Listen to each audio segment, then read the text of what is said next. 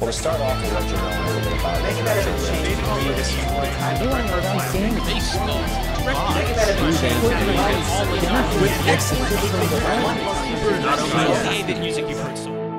Welcome to Retroware TV.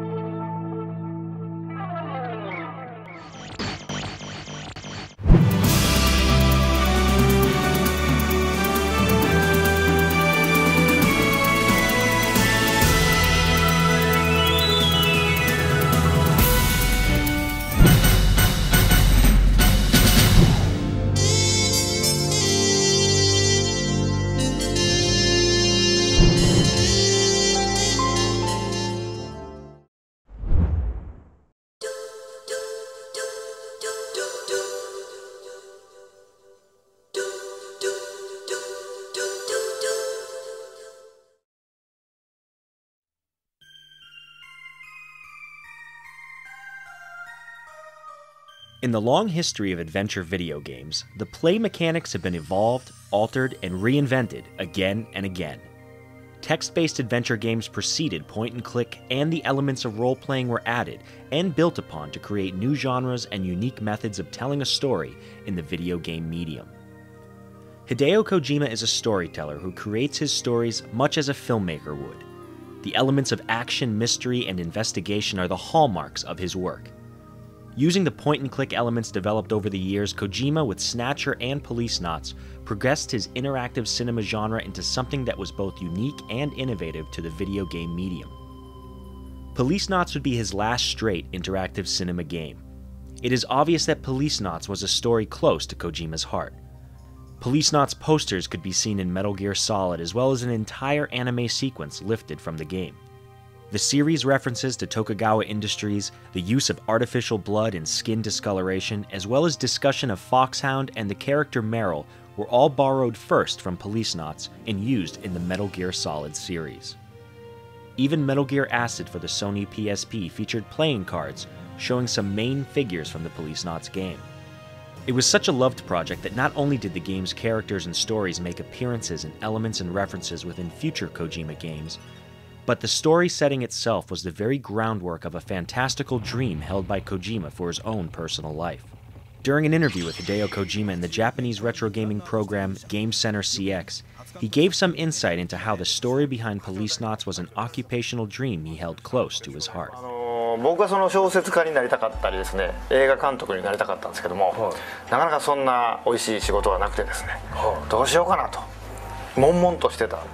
これはもしかしたら映画に変わるメディアじゃないかなっていうふうに、でそこからですねゲームを今までは遊び手として接してましたけども、ゲームクリエイターになりたいぞとかそんなのは全くなくて、僕は宇宙飛行士になりたいぞとかそっちの方がやったんですか。ロス死刑の殺人家になりたいとかねそんなことを思ってた。殺人家限定ですか。限定ですね。もうロス死刑じゃないとダメなんですよ。ロスでニューヨークうちのかみさんがみたいなコロンボの方ですか。それかなり影響を受けてるんで。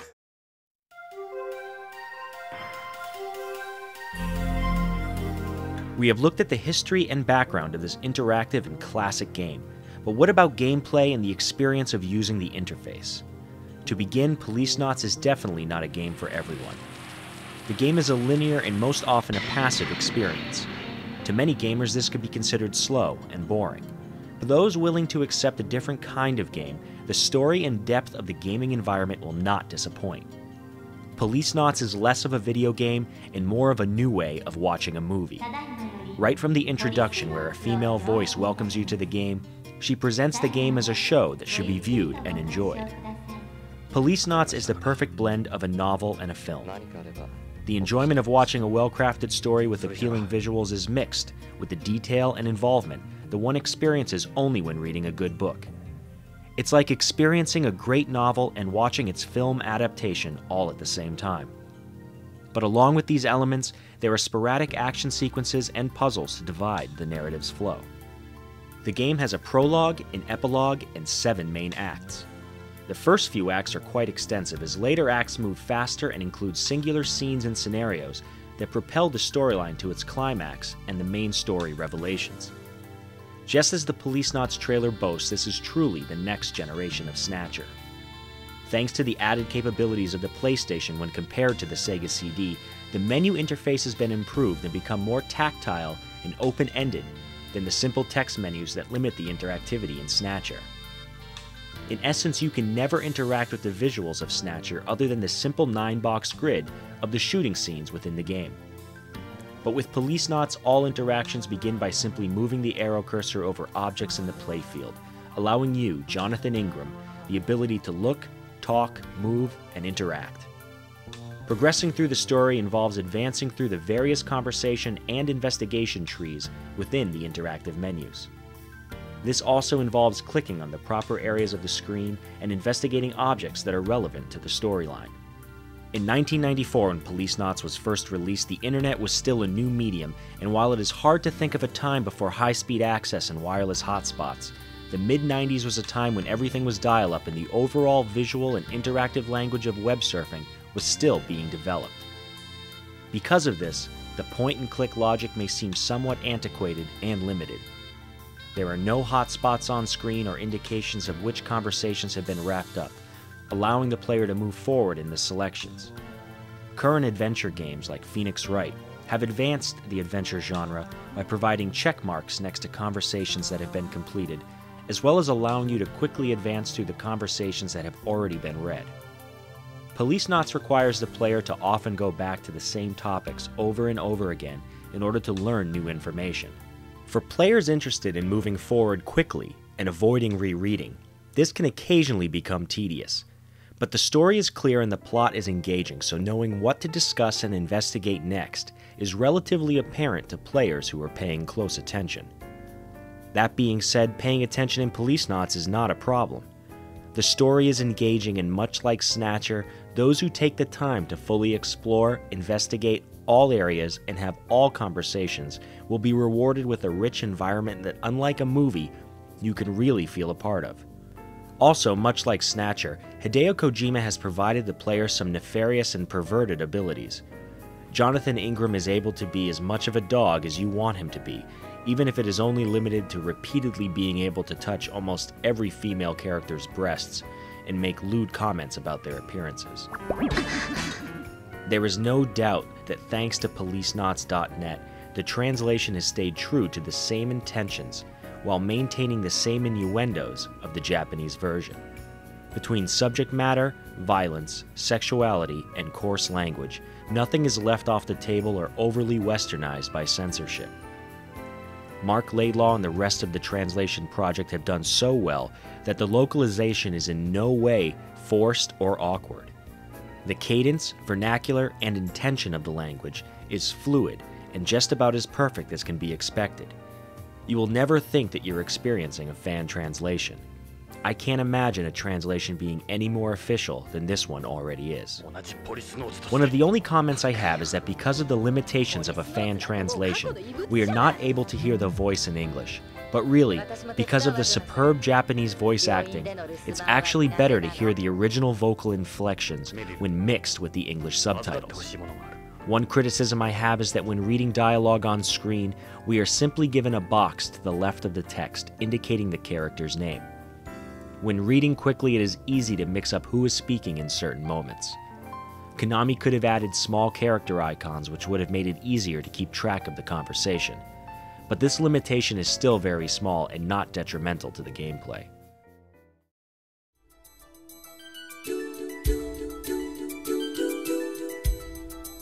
Along with the investigations and conversations, the game is mixed with action sequences and small strategic elements that add to the interactivity. There are puzzles and even a tense and intricate bomb diffusion sequence that requires some review and concentration. The most action-oriented events involve the shooting scenes.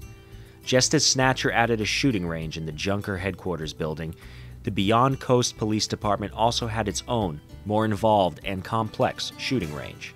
There are shooting challenges and opportunities to even take on Meryl, Dave, and other characters from the game, depending on the success of your shooting abilities. This is good practice for future battles throughout the game. Unlike Snatcher and its simple grid mechanism during shooting segments, in Policenauts you have full range on screen to move your red aiming reticle. Because the PlayStation version of the game does not allow for light gun support, using the control pad allows you to lock over targets, considering the D-pad is the only control you can use.